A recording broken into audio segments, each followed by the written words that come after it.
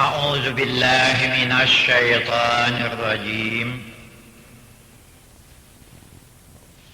بسم الله الرحمن الرحيم. الحمد لله رب العالمين، والصلاة والسلام على أشرف الأنبياء والمرسلين وعلى آله وأصحابه أجمعين. Kita lanjutkan persoalan rumah tangga Rasulullah. Tadi sudah kita bayangkan bagaimana Rasulullah menghadapi Khadijah, dan kebalikannya. Khadijah juga karena mendapat suami yang mempunyai akhlak yang begitu tinggi, tertumpahlah kasih sayang hingga Rasulullah sebelum jadi nabi manja.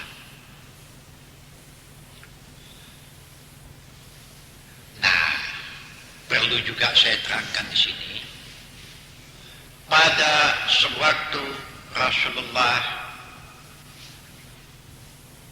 beristri dengan Khadijah lah, setelah berjalan rumah tangga sampai mencapai 25 tahun, umur 40 tahun, ya kira-kira 15 tahun lebih kurang rumah tangga. Waktu itu Nabi Muhammad kira-kira mencapai umur 40 tahun.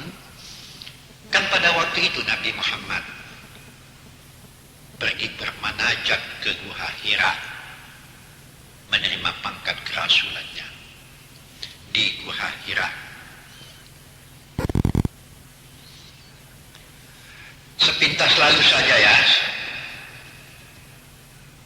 waktu saya berada di Makkah, sepintas lalu ya, waktu saya berada di Makkah, saya sudah lihat itu Gua Hira berada di puncak satu gunung yang bernama dengan Jabal Nur. Dan untuk mendaki Jabal Nur itu sukar sekali. Terjalnya gunung batu, sampai ke atas gunung batu, apapun tak ada yang tumbuh, batu tok,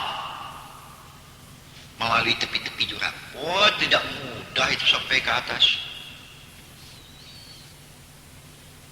Saya masih ingat ya, waktu saya di sana, 2 orang Surabaya yang ikut mendaki, laki istri ya, rupanya sampai di tengah, belum sampai ke atas lagi, terkelici si suami yang berpegang ke tangan istri, ikut tembawa ke bawah, sampai di bawah patah-patah, hingga tidak dikenal lagi wajah dari Haji Surabaya itu. Maka dia dikenal dari Surabaya karena ada paspor hajinya. Ya, paspor haji ada, paspor pengenal ya. Saya waktu di situ itu. Dan sesudah itulah oleh pemerintah Saudi Arabia dilarang orang mendaki lagi. Sesudah itulah waktu saya di situ. Nah, di belakangnya saya tak tahu lagi ya. Bukan main sukarnya mendaki ke atas. Waktu saya pergi ke sana, saya pergi dengan Meister Sirat Ismail. Meister Sirat Ismail ini salah seorang dari dosen dari perguruan tinggi di Makkah. Terjadilah soal jawab saya dengan Meister Sirat Ismail ini. Dia dosen ya, guru besar di perguruan tinggi University di Makkah. Apa kata saya waktu itu? Tuan Ismail, Meister Sirat Ismail ya. Tuan Sirat, kata saya, ada yang saya mau tanyakan ini. Saya tidak menanyakan soal mengenai kekuasaan Tuhan. Tuhan berbuat sekehendaknya. Dan tidak mungkin tidak bisa menceritakan dan menguraikan mengenai kekuasaan Tuhan. Bagaimana Allah Ta'ala menghidupkan binatang-binatang di lautan pun nggak mampu tak kita berpikir. Jawatan perikanan itu mana bisa mencetak ikan itu kan? Nggak bisa dia mencetak ikan itu. Itu insinyur pertanian itu. Bisa dia mencetak durian? Enggak. Itu dokter hewan. Dokter binatang. Bukan dokter binatang ya, jangan salah terima ini. Dokter hewan. Bisa dia mencetak ayam? Enggak. Menekan ayam kalasan bisa dia. Jadi kekuasaan Tuhan tidak akan saya tanyakan. Jadi kata Tuan Siratni, Tuan Salim apa yang mau ditanyakan sama saya? Oh begini.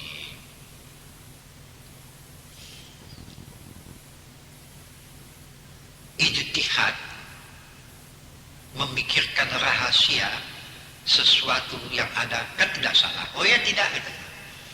Apa rahasianya? Maka Nabi Muhammad menerima pangkat kerasulannya di tempat yang begitu sukar. Tuh di Gua Hira. Di puncak sana. Datang Jibril menjelang subuh, Muhammad, engkau diangkat oleh Allah menjadi rasul. Kok di tempat yang begitu sukar ya?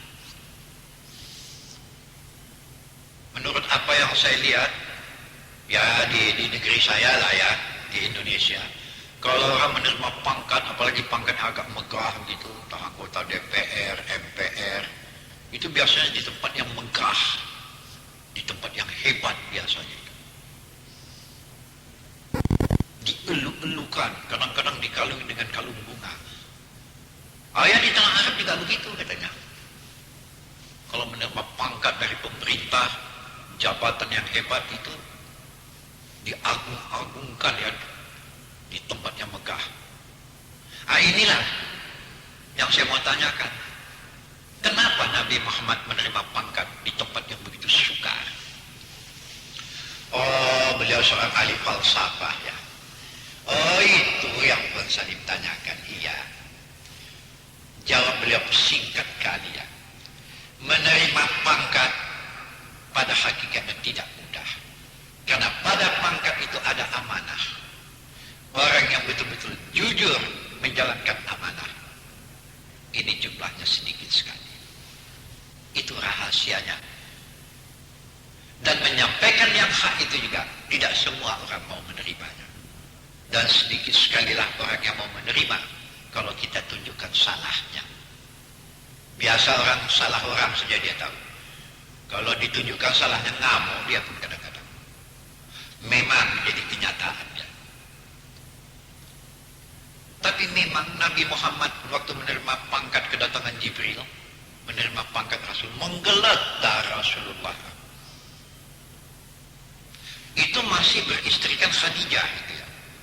Pulang, terkejut Khadijah. Menengok suami yang dikasih ini, menggeletar macam demam malaria. Diselimuti oleh Khadijah. Belum ditanya apa sebabnya, diselimuti bagus-bagus, ya.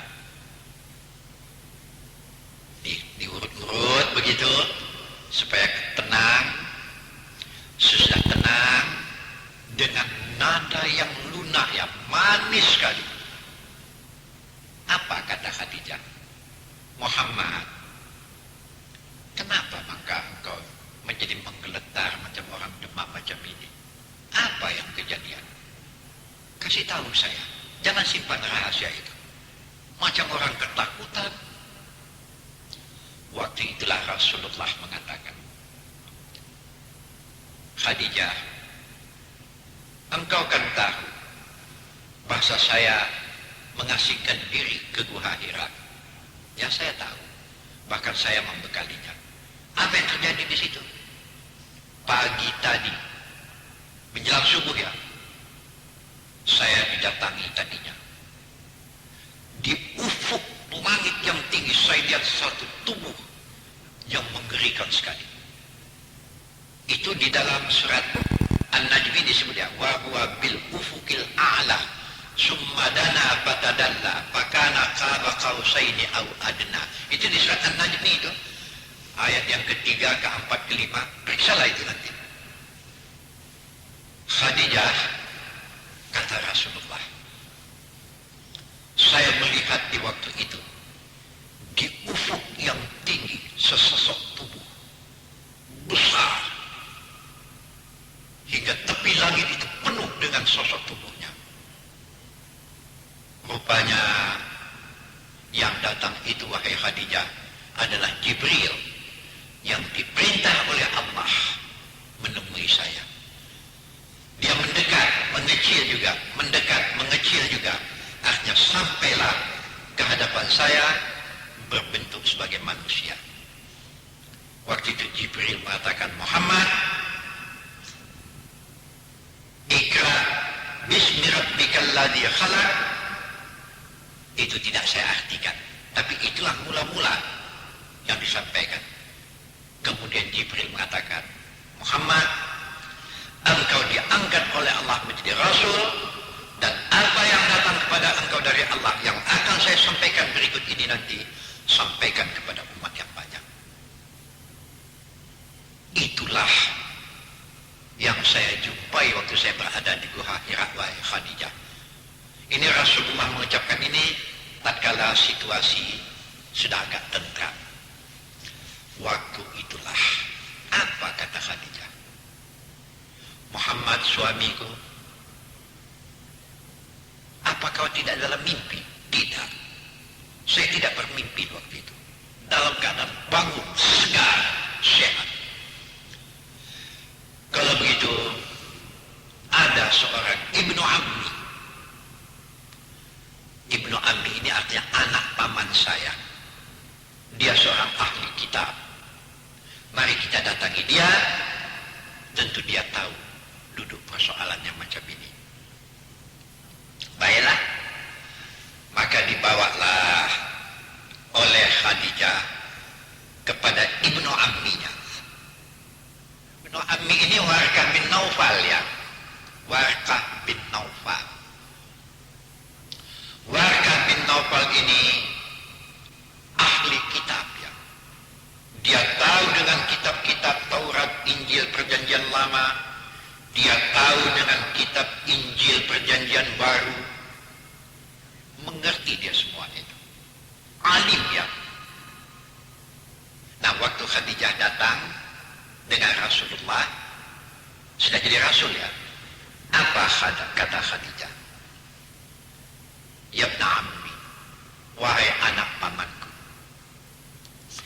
dengarkanlah oleh engkau apa yang kejadian atas diri Muhammad.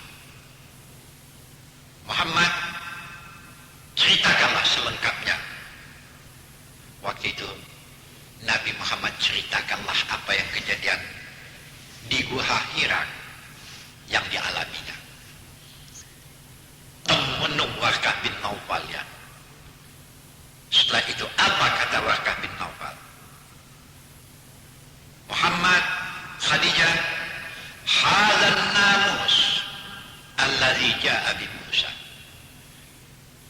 Kalau menurut ilmu saya, apa yang datang kepada engkau Muhammad adalah namus yang juga pernah datang kepada Musa. Namus Jibril yang dimaksud itu ya. Rupanya dalam buku-buku lama itu Jibril ini namus namanya. Itulah dikatakan oleh Warqah bin Naufal. Hadzal namus allazi jaa bi Musa. Yang datang kepada engkau adalah namus, maksudnya Jibril, yang pernah datang kepada Nabi Musa. Ketahuilah Muhammad, orang yang telah didatangi oleh namus berarti dia yang diangkat oleh Tuhan yang Maha Esa menjadi utusannya. Tidak ada orang yang menjadi utusan Allah yang tidak dimusuhi oleh orang banyak. Dan engkau Muhammad, apa apabila sampai engkau ke tugas yang semacam itu, engkau akan dimusuhi oleh bangsa Quraisy Makkah. Bahkan engkau akan diusir mereka. Terkejut Muhammad. Al-Mukhrijiyah, apakah saya akan diusir mereka? Iya. Waktu itulah Warqah bin Naufal mengatakan, demi Allah ya Muhammad, kalau sampai umur saya ke masa engkau menyampaikan apa yang datang dari Allah, di mana engkau di waktu itu dimusuhi oleh orang banyak, kalau saya masih hidup, demi Allah saya akan membela engkau wahai Muhammad. Saya bela engkau dalam menyampaikan agama Allah ini. Tapi kenyataannya tidak lama sesudah itu Warqah bin Naufal pun meninggallah. Khadijah waktu sampai pulang ke rumah, wajahnya berseri sekali, tapi samping itu ada kecemasan. Saya tidak tahu apa bahasa yang saya mau pakai. Gembira dalam cemas, kan aneh bahasa ini. Saya tak tahu mempergunakan bahasa apa ini. Apa bahasa yang saya mau pakai? Mendengar suami menjadi Rasul Allah, gembira sekali di dalam. Tapi mendengar apa yang dikatakan oleh Warqah bin Naufal, bahasa suaminya sebagai Rasul Allah akan dimusuhi orang, bahkan akan dibunuh, di situ timbul rasa cemas di dalam hati. Beramuk di antara dua persoalan ini. Tapi betul, tatkala sudah sampai di rumah, lama Rasulullah termenung bagaimana teknik penyampaian, tapi mendapat semangat dari Siti Khadijah. Karena di waktu itu Muhammad mengatakan, Khadijah, kalau sampailah tugas saya sebagai Rasul Allah, tentu saya tidak bisa lagi menjaga dan memelihara dagang kita. Tentu saya pun tidak akan sempurna lagi menghadapi dalam memelihara dan mengawasi engkau. Apa kata Khadijah? Tidak begitu ya Muhammad. Satu kehormatan yang paling tinggi di sisi Tuhan. Saya akan membela engkau walaupun harta saya habis karena itu. Bahkan di waktu itu Khadijah mengatakan, kalau engkau perlu melalui satu jurang di mana engkau harus meniti, bangkai saya akan menjadi titian engkau. Sayalah menjadi titian engkau hingga engkau sampai ke seberang melakukan tugas kerasulannya. Ya Allah, macam mana lah dapat bini macam ini ya? Ini bini awak sekarang, kurang saja belanja sedikit sudah dibentak-bentaknya awak. Ya Allah, macam mana nih bang? Semua sudah naik, ikan sudah naik, belanja segini juga. Aduh, bukan dapat hiburan ya. Ibu-ibu yang mempunyai suami yang baik, cobalah tiru Siti Khadijah. Kenapa? Membela suami. Saya belum menceritakan lagi bagaimana Ali bin Abi Thalib dengan Fatimah ya. Ali bin Abi Thalib dengan Fatimah, ini anak Rasulullah, rumah tangga sahabat. Ini baru saya ceritakan rumah tangga Rasulullah dengan Khadijah. Belum saya ceritakan lagi ya bagaimana rumah tangga Rasulullah dengan Aisyah. Ya ada aja kesempatan, nanti saya teruskan ini. Tapi apa yang saya sampaikan ini, saya pikir sudah pantas ditiru ya. Bukankah di dalam ayat dikatakan laqad kana lakum fi rasulillahi uswatun hasanah. Pada diri Rasulullah adalah contoh yang baik untuk kita. Dalam soal ibadat oke, tapi dalam soal rumah tangga kan pantas juga kita tiru. Hingga terpina satu rumah tangga, kalau belum mampu dengan kebahagiaan keuangan, tadi sudah saya katakan, bahasa kebahagiaan itu adalah terletak pada rasa kasih sayang, bela membela, ketenangan jiwa. Di situ letak persoalan. Aduh, banyak kali yang bertanya sama saya ya. Saya pun kelabaan menjawabnya. Pertanyaan itu wajar saja, tapi jawabnya yang susah ini sekarang. Ustaz, ya, bagaimana lah supaya rumah tangga kami bisa tenang ya? Ului, bagaimana lah jawab saya? Saya ini bergantung kepada kedua belah pihak. Tidak bisa bergantung pada sepihak saja.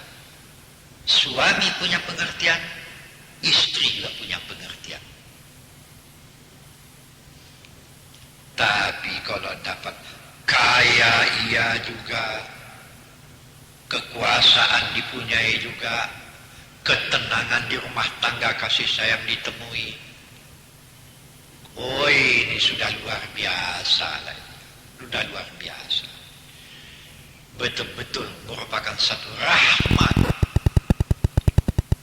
Dan kalau ini disyukuri, rahmat itu akan terus sampai ke akhirat. Ini soal syafaat. Syafaat Rasulullah kepada umatnya ada. Tapi hadis Nabi juga mengatakan, syafaatul muslim lil muslim.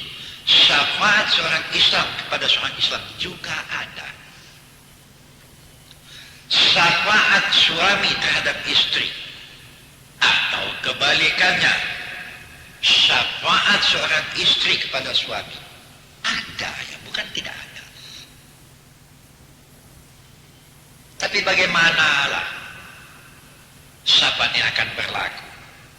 Kalau sempat dua-dua masuk neraka, apa yang mau disyafaatkan? Atau satu di antaranya masuk surga, suami masuk surga, istri masuk neraka, atau kebalikannya. Apa mereka ada hak memberi syafaat kepada suami yang di neraka atau istri di neraka? Ada. Kalau tidak dilupakan Tuhan. Saat di dalam Quran juga ada dikatakan, saya juga akan melupakan kamu. Kalau semasa hidup di dunia kamu juga melupakan saya. Melupakan hari pertemuan. Itu hari hisabnya. Nasitu. Kama nasitum liqa'a yaumikum hadha. Nasitum kama nasitum liqa'a yaumikum hadha. Saya akan lupakan kamu seperti kamu melupakan saya waktu di dunia terdahulu. Tapi kalau tidak dilupakan Allah, kalau kebetulan suami di surga, istri di neraka, atau kebalikannya, si istri di surga, suami di neraka, pada waktu itu teringat oleh dia kawan hidupnya semasa di dunia, bermohon dia kepada Allah agar dipertemukan. Ini masuk syafaat ya. Oh, diperintah oleh Allah, bawa si Polan agar bertemu dengan dia. Kalau kebetulan di neraka, dikeluarkan dari neraka, dipertemukan di surga. Kalau sudah dikeluarkan dari neraka, dimasukkan ke surga, itu tidak dikembalikan ke neraka lagi. Dipertemukan itu ya. Jadi ada syafaat suami istri. Tapi kalau dilupakan Allah, lewatlah, tak ada lagi itu. Itu maka lebih kurang sikit dalam rumah tangga, lapangkan sajalah dada tualah. Jangan bertengkar-tengkar juga. Bu, Pak, jangan bertengkar juga. Akan kembali irama yang lama itu. Tahu Ibu sama Bapak apa irama saya yang lama itu? Yang sudahlah. Nah, ini irama lama ini ya.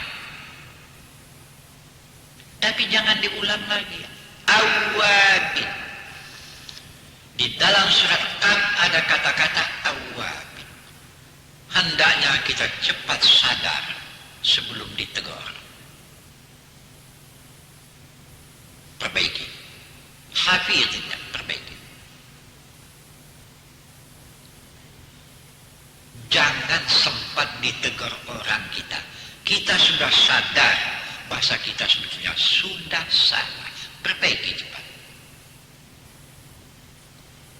Apalagi kalau sempat ditegur orang. Terima dengan dada yang lapang. Rumah tangga rukun, damai, penuh kasih sayang. Itulah yang pernah dikatakan oleh Nabi, khairukum li ahlikum wa ana khairun li ahli. Ini dapat dijumpai banyak hadisnya. Di Sahih Bukhari ada, ya. Riwayat Tirmizi ada, riwayat Ibnu Hibban ada. Khairukum li ahlikum. Tapi hadis yang diriwayatkan oleh Ibnu Hibban bunyinya tidak begitu. Di situ dikatakan, akmalal mu'minina imana ahsanuhum khuluqan wa khiyarukum linisa'ihim. Nah, itu hadis yang diriwayatkan oleh Ibnu Hibban. Orang yang sempurnalah imannya di sisi Tuhan. Di antara kamu, pertama, memperbaiki perangainya, terutama terhadap istrinya atau si istri terhadap suaminya. Jadi ini ukuran iman juga ini. Dan riwayat Bukhari mengatakan khairukum li ahlikum. Orang yang paling baik di sisi Allah adalah orang yang paling baik menghadapi ahli rumahnya. Di ahlikum, ahli kamu, suami terhadap istri itu ahlikum, si istri terhadap suami itu ahlikum, termasuklah mertua, besan dan sebagainya. Khairukum li ahlikum. Oh, ada lagi yang juga ingin saya peringatkannya. Bahasa syafaat Rasulullah itu juga ada. Orang yang mendapat syafaat Rasulullah, dia akan bersama dengan rombongan Rasulullah masuk surga. Di antaranya Nabi katakan, bersama dengan saya memasuki surga. Di antaranya Nabi katakan, wal kaziminal ghaidz, mampu menahan marah ketika sudah pantas marah. Wah, ini terutama tentu di rumah tangga pula ini. Ya, mudah-mudahan saja dapat dihayati apa yang saya sampaikan sebentar ini. Ya, sampai di sini. Assalamualaikum warahmatullahi